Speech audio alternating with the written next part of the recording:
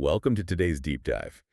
If you regularly hit a wall of exhaustion at like 2 o'clock every afternoon, you probably assume you just need another cup of coffee, right? Yeah. Or maybe a better night's sleep or just a less stressful job. Yeah, it's always the classic 2 p.m. slump. Exactly. Yeah. And when we talk about trying to fix that midday fatigue or the brain fog or even that low-level hum of daily anxiety, there's this overarching cultural expectation that the solution just has to be psychological. Right, like it's all in our heads. Yeah. We think if we just, meditate longer or organize our calendars better or somehow magically stress less, the mental fog will just lift. Well, we basically treat the human mind as if it operates completely independently from the physical vessel it sits in. We're constantly searching for a software update when the hardware is what's actually glitching. Oh, that's a great way to put it. Yeah, I mean, we try to mentally outthink a problem that is fundamentally chemical. And that brings us directly to our mission for today. We're exploring a fascinating physiological shortcut to mental clarity and calm. We're diving into the core concepts from the book Glucose Revolution by Jessie Inchauspé. Such an important text for this topic. It really is. So if you're listening right now and you're seeking a psychological fix for burnout or mood swings or that crushing afternoon exhaustion, we are going to look at a very surprising physical culprit, your blood sugar. And we really need to set the stakes clearly right from the start here. When people hear the terms blood sugar or glucose, the immediate association is usually traditional medical metrics. Right, like managing diabetes or metabolic syndrome. Exactly, or focusing purely on weight loss. But that is not our focus here. We are looking at taking control of the physical energy levers that dictate how you feel every single day, hour by hour. So it's about the daily lived experience. Yeah, the goal is to decode the physical reasons why your mind might feel chaotic and, provide a tangible, actionable toolkit to stabilize it. Okay, so before we can fix the fatigue or the anxiety, we have to understand the invisible ride our bodies are basically forced onto every day. In the source material, there's this unifying concept called the glucose roller coaster. Right. And the glucose roller coaster is really the foundation of everything happening to your daily energy. Whenever you eat, your body breaks down carbohydrates into glucose, which then enters your bloodstream to be used as fuel. Which is perfectly normal, right? Oh, absolutely. A gradual rise in glucose is entirely normal. What profoundly disrupts your system is when those glucose levels surge drastically and then plummet. Like a massive spike. Yes. We're talking specifically about a fluctuation of over 30 milligrams per deciliter from your baseline. Hitting that threshold of a rapid spike followed by a steep crash, that triggers a massive biological cascade. And that cascade doesn't just manifest as a subtle physical shift. It physically manifests as brain fog, jitteriness, and sudden crushing fatigue. Okay. But wait, hold on. This completely contradicts basic energy logic, doesn't it? If my brain is exhausted and my stress is high, my body physically needs fuel. And sugar is literal fast-acting fuel. It is, yeah. So why would giving my body the exact fuel it's asking for cause a crash instead of a steady boost? Like when I'm stressed at work and grabbing a sugary snack for quick energy, I'm actually making it worse. Well, it seems completely counterintuitive until you look at how the body manages a sudden surplus. When you consume a highly processed carbohydrate or, say, a sugary drink on an empty stomach, you aren't just giving the body fuel, you are flooding the engine. Oh, wow. Flooding the engine. Yeah, your blood glucose spikes violently. So your pancreas detects this dangerous level of sugar in the blood, and it essentially panics. It pumps out this massive wave of the hormone insulin to clear the glucose out of the bloodstream. Right, to pack it away into the liver and muscles. Exactly, and fat cells too. But because the initial spike was so aggressive, the body overcompensates. It releases way too much insulin, which pulls too much glucose out of the blood way too quickly. I see. And that overcorrection, that is the crash. So the body essentially just overreacts to the sudden flood and drains the tank completely. That's exactly it. And your brain registers that rapid drop in glucose as a literal life or death crisis. Evolutionarily speaking, a sudden loss of fuel meant starvation was imminent. So your body thinks you're dying. Pretty much. To prevent you from passing out, your adrenal glands release stress hormones, adrenaline and cortisol, to mobilize stored energy. Wait, really? Adrenaline? Yes. So you might be sitting perfectly safe at your desk, but chemically, your body is sounding an internal fire alarm. You experience that adrenaline dump as anxiety, a racing heart, irritability, and an inability to focus. That makes so much sense. And the book uses the visual of an airplane lever, which I think crystallizes this dynamic perfectly. Oh, it's a brilliant metaphor. Yeah. So imagine your body is a commercial airplane, and you are both the pilot in the cockpit and the passenger relaxing in the back. The cockpit is full of thousands of switches regulating your heart rate, breathing, digestion, all of that. Right. But the master lever, the one that dictates the overall smoothness of the flight, that's your glucose lever. And if you move that lever gently, maintaining relatively stable glucose levels, the plane just glides. As the passenger, you experience a smooth, calm flight. Your mood is stable and your energy is consistent. Which is what we all want. Right. But if you jerk that lever up and down by constantly consuming high-sugar snacks or eating naked carbohydrates, the plane surges vertically into a temporary sugar high. It stalls and then goes into a terrifying nosedive. Wow. And that nosedive is the turbulence. It is the crash. Knowing this is honestly incredibly validating because it tells you that this specific type of mental exhaustion isn't a failure of willpower or productivity. Mhm. You aren't failing at your job. No, not at all. You are just on a turbulent physiological flight path. You don't necessarily need a better mindset. You just need a smoother glide path. Absolutely. And understanding the systemic turbulence of the airplane naturally leads to the question of what is physically breaking down inside us during these events. Because it's not just a feeling. There's actual damage happening. Yeah, it isn't just the steep drop that causes anxiety. The upward spike itself causes massive internal chaos on a microscopic level. So we are moving from the systemic turbulence of the airplane down into the cellular mechanics, like down into the actual engine room where the fuel is processed. Exactly, down to the mitochondria. These are the little organelles inside your cells, responsible for turning the glucose you consume into usable cellular energy, which is called ATP. The microscopic power plants of the body. Right. Under normal, stable conditions, they manage this conversion beautifully. But when you spike your glucose, flooding the system with too much sugar in an instant, you overwhelm the electron transport chain inside these tiny engines. So they basically can't process the sudden influx and the system starts to back up. Yes. When mitochondria are overwhelmed by a glucose flood, electrons start leaking out of the normal metabolic pathway. And these rogue electrons bind to oxygen molecules, creating what we call free radicals, or reactive oxygen species. And free radicals are bad news. Very bad news. They are highly unstable, reactive molecules that indiscriminately bounce around, damaging mitochondrial DNA, proteins, and cell membranes. This state of cellular damage is called oxidative stress. But how does microscopic damage to a cell membrane translate into the conscious feeling of fatigue or brain fog when I'm, sitting in a meeting? The bridge between cellular damage and brain fog is inflammation. Ah, okay. When your cells undergo oxidative stress, your immune system detects the damage and triggers an inflammatory response. It releases inflammatory cytokines into the bloodstream. And those affect the brain. Yes, these cytokines can cross the blood-brain barrier, leading to neuroinflammation. That inflammation actually slows down neural communication. Your brain physically struggles to process information efficiently. Oh, wow. Yeah, that is the physiological mechanism of brain fog. It is a direct result of your mitochondria throwing sparks. That is wild. And the text uses the metaphor of a steam train to illustrate this cellular overload. It's a really helpful image. Yeah, so imagine a grandfather working as a fireman on a classic steam train.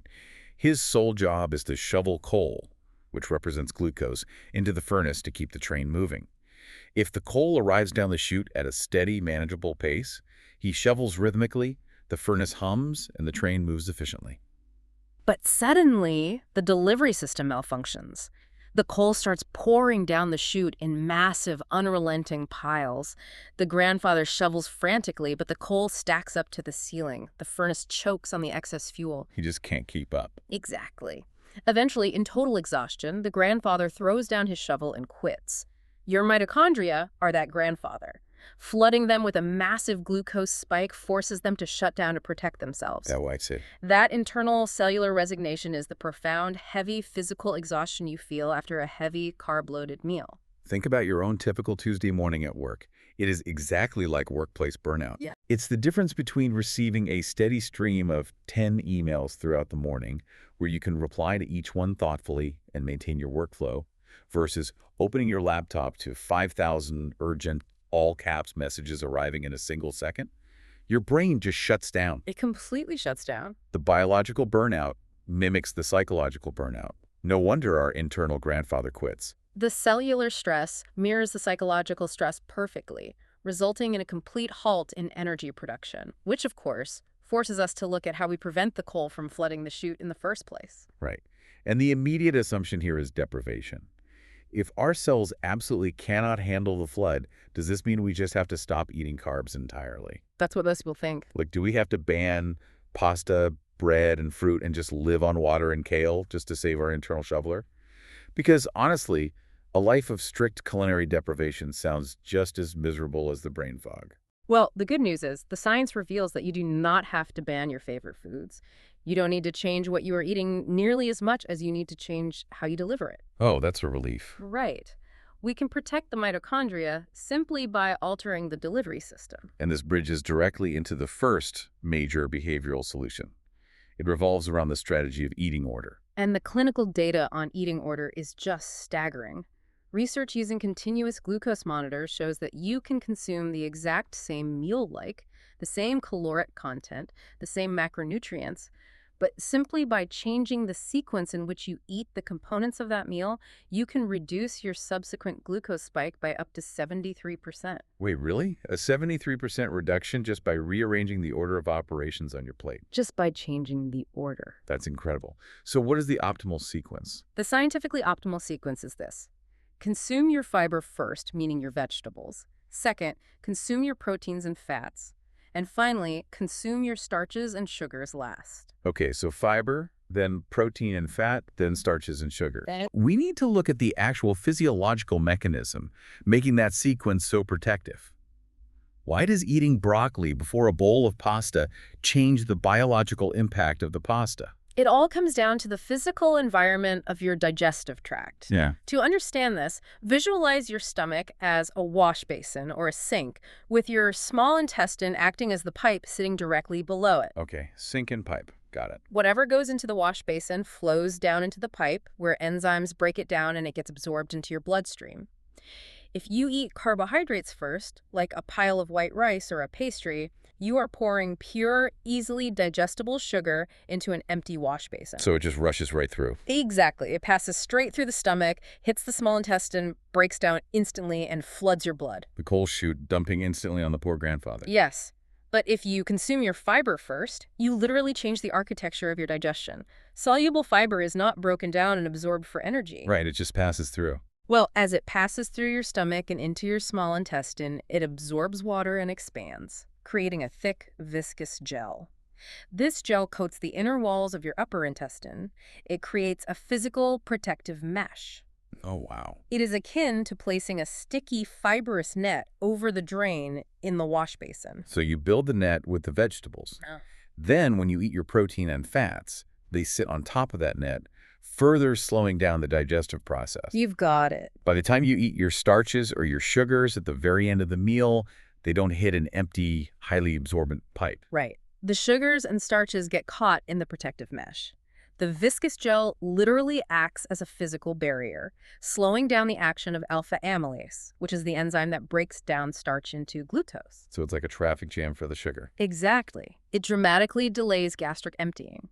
Because the starch takes much longer to break down, the glucose enters your bloodstream at a slow, controlled trickle over several hours, rather than a violent 10-minute flood. And the grandfather shovels the coal easily. Yes, your insulin barely rises. You get all the pleasure and caloric energy of the food without the inflammatory spike and the adrenal crash. Okay, let's apply this to a realistic scenario for a second. Practically speaking, if you were out at a restaurant having a burger with a side salad, the instinct is to grab a few fries, take a bite of the burger, and maybe pick at the salad throughout the meal. Which is what everyone does. Right. But to build the mesh, you should theoretically eat the side salad entirely first, then eat the meat and cheese of the burger, and eat the bun and the fries last. That is the optimal application, yes. Obviously, nobody expects you to surgically deconstruct every meal in a way that makes dining a chore. But the core principle holds true. So even a small change helps. Absolutely. Simply prioritizing the vegetables before you touch the refined carbohydrates alters the glycemic impact of the entire meal.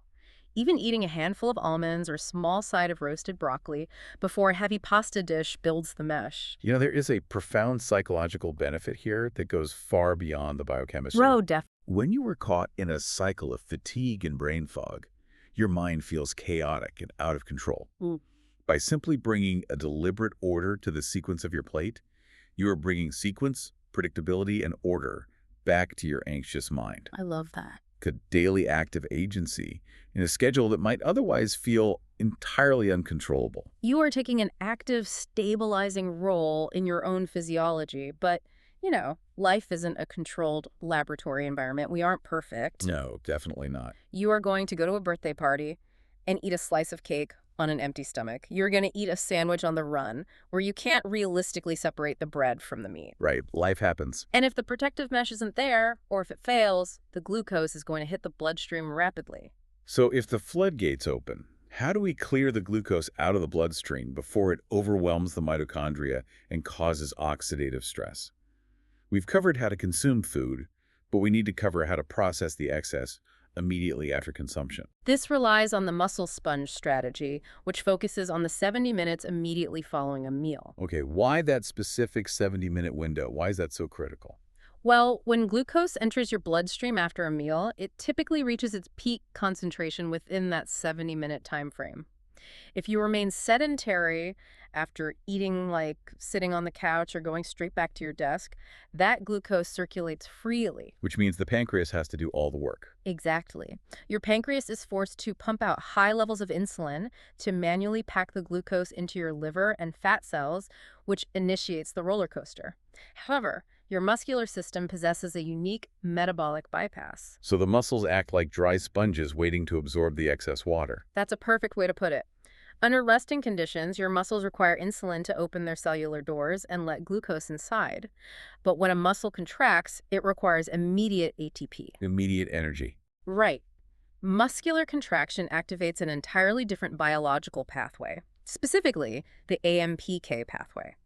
This pathway moves glucose transporters, known as GLUT4, to the surface of the muscle cell completely independently of insulin. Wait, really? So the physical movement itself forces the cell doors open. You don't need the insulin key at all. You don't need it at all. The contracting muscle pulls glucose directly out of the bloodstream to use as immediate fuel. That is fascinating. If you picture your muscles as dry sponges and the post-meal glucose spike as water rushing through your pipes, moving your body is effectively squeezing those sponges. Freezing them out. Yeah. They soak up the excess water, lowering the peak of the glucose spike, reducing the need for an insulin surge, and keeping your internal house dry. So to wring out the muscle sponge effectively, what level of exertion is required? Are we talking about like hitting the gym for heavy deadlifts right after dinner? Oh, no, definitely not.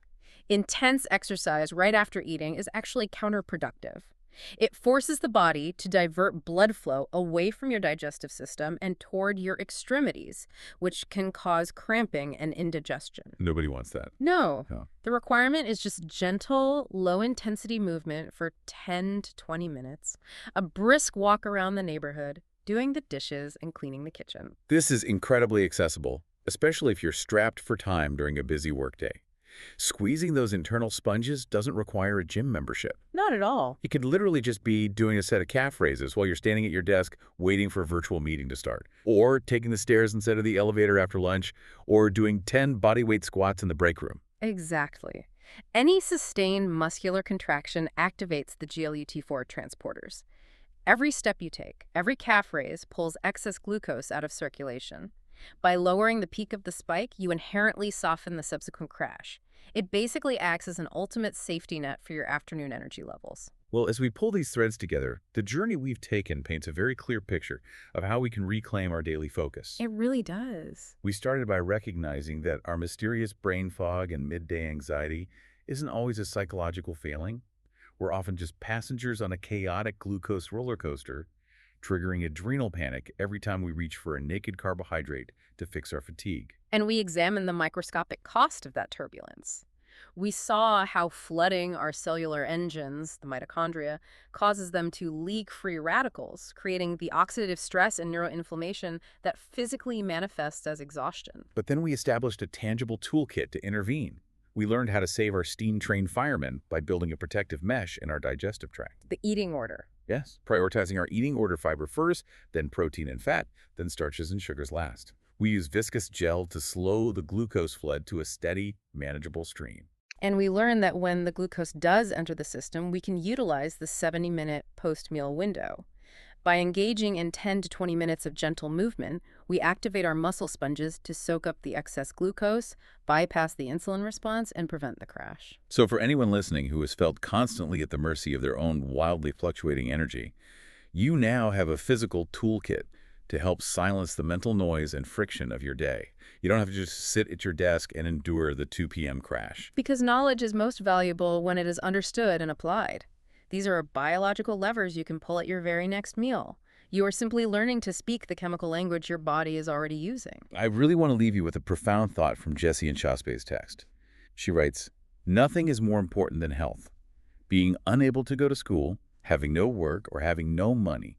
None of that matters as much as the quiet dialogue your body is trying to have with you." It's so true. We prioritize endless external pressures, our deadlines, our inboxes, our social obligations. But underneath all of that, your physiology is constantly communicating with you through your energy levels, your mood, and your ability to focus. So the next time you feel completely overwhelmed, anxious, or unraveled in the middle of your day, take a pause.